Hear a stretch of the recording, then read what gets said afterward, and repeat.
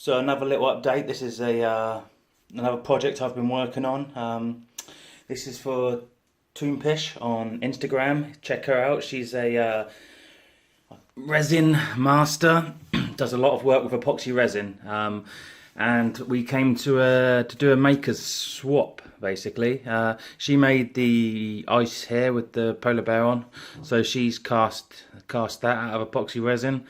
And then I said I would make a light up base out of wood for her. So I've made this base out of a sapele with some fractal burning. Don't know if you can just see in there. There's some. It doesn't show up that well, but there's some blue pearl in the fractal burns. And then what I've done is, obviously I've recessed the lighting into the base, and it's got white pearl epoxy over the top of the LEDs, and the polar bear is also recessed into the lid.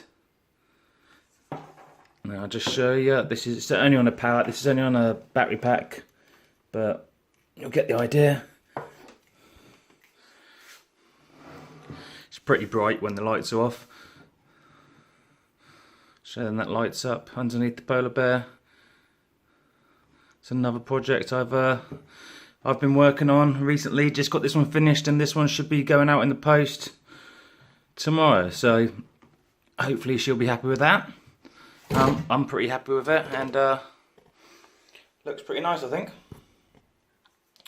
Then what we got here, this was just a very quick sign that was knocked up. This very quick sign yesterday. A friend of mine needed a quick sign making for a birthday present, so it's just a very quick barbecue sign that was knocked up out of pine.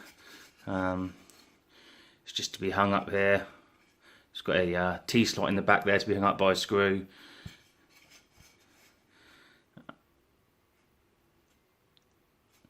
Just a very simple sign, but that's another product that was just made yesterday very quickly on the CNC work bee router. So I've been working on this one. I was working on this one for a little while.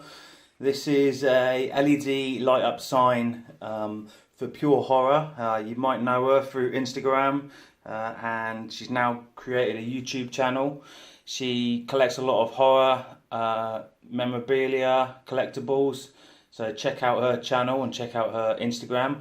I made this for her to go in the background on her YouTube channel.